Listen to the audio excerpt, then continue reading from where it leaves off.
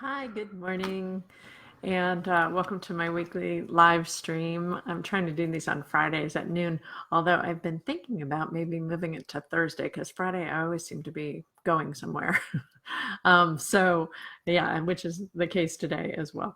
Um, so, at any rate, I'll let you know. I'll keep you posted on when I'm going to shift over to a different day. And if you have some suggestions, that would be great if you have suggestions for days and times that work well for you. I know some of you are in Australia and Europe, and other times might work better for you. So let me know. I'm trying to find something that's kind of neutral and works well for the people who like to be here live.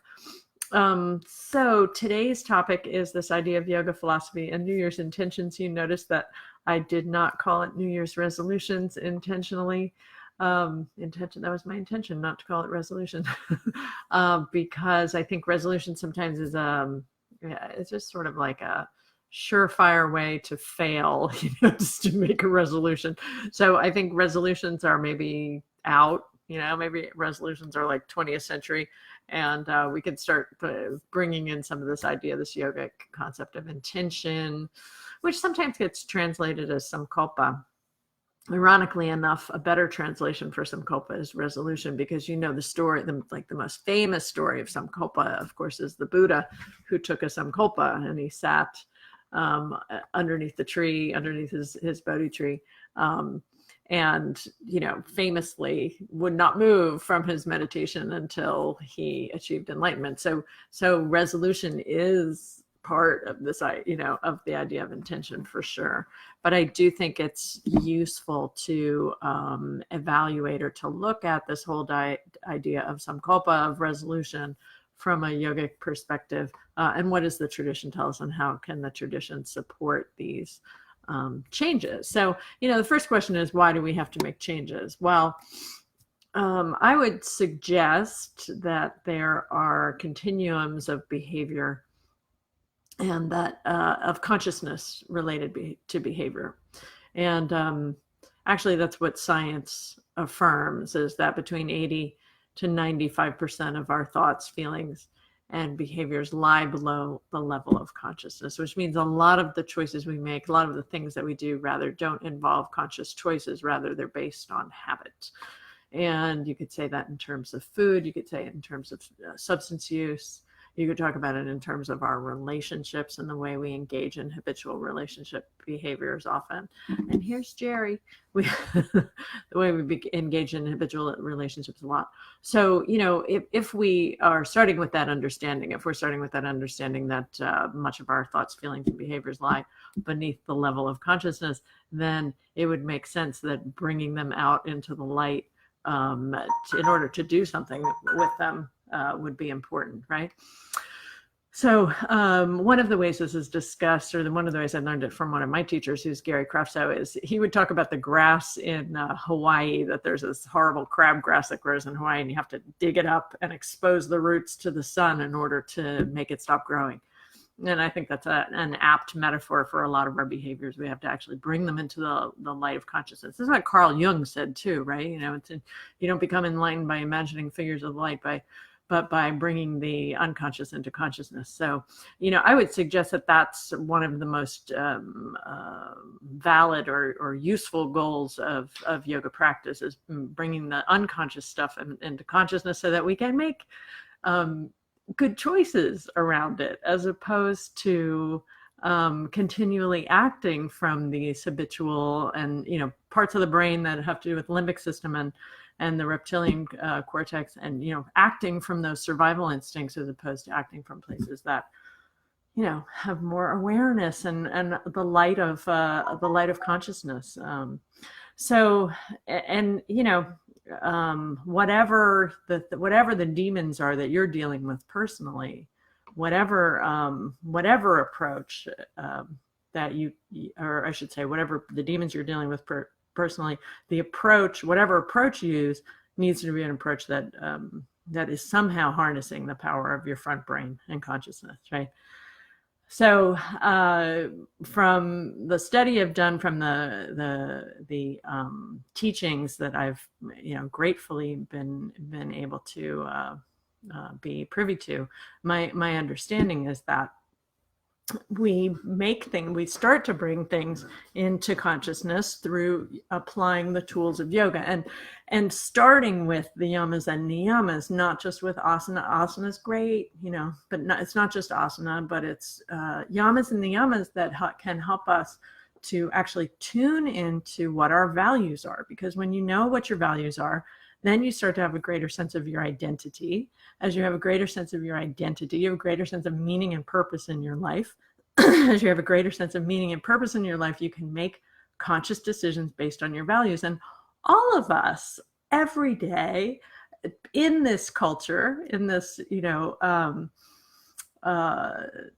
in this capitalistic culture, are forced to face these decisions that sometimes rub against our values, So we're forced to make decisions, whether it's just like, oh, I have this, piece of plastic. Do I throw it in the garbage, or do I wait till I get home so I can recycle it? Like those kind of little decisions, to much bigger decisions that we have to make in terms of, for those of us who have businesses, we have to make decisions on how we market. We have to make decisions on how we do business.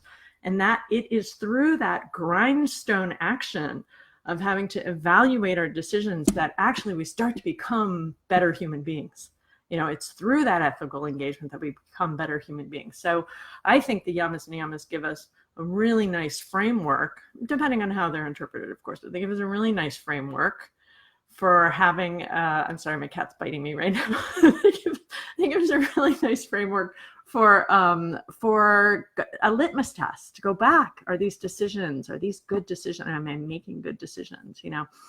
So we start with those practices because you use mindfulness there. We start to use mindfulness there as a way to litmus test our decision-making process, right? So mindfulness in service of values. It makes a lot of sense. Yeah. Okay, so going back to this idea of making our resolutions, what does the yoga tradition say? I would say that we start with this idea of what are our values, and if we can understand our values, then we can take action based on those values.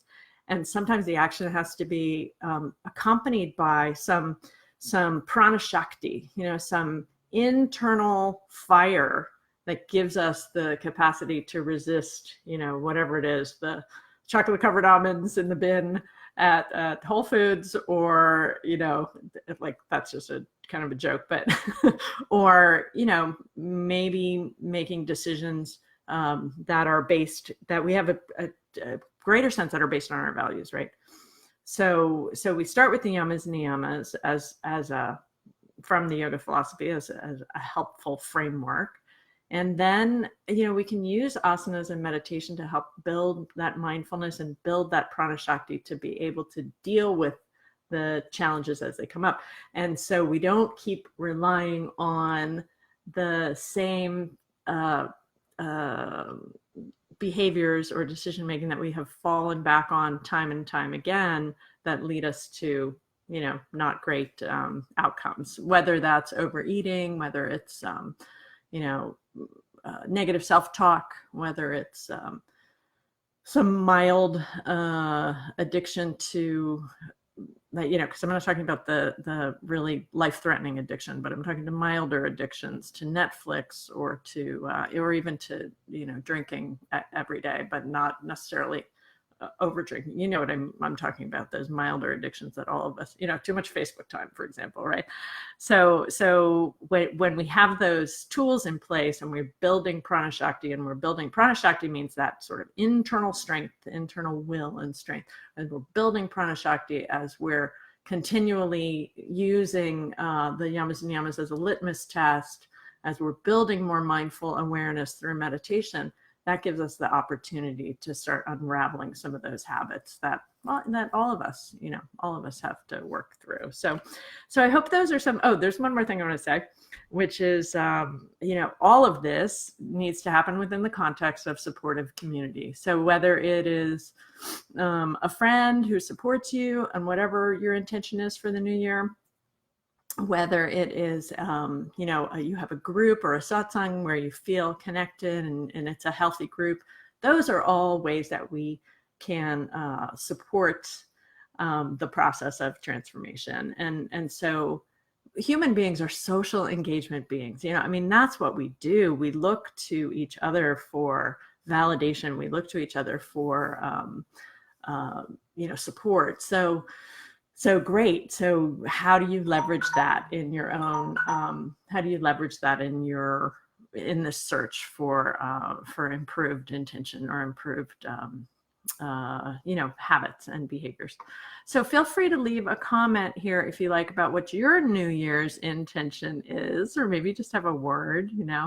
My big one right now is self-care. It's just about like, how can I make sure that I have time for my practice is so rich and healing for me. It provides me so much inspiration and so much,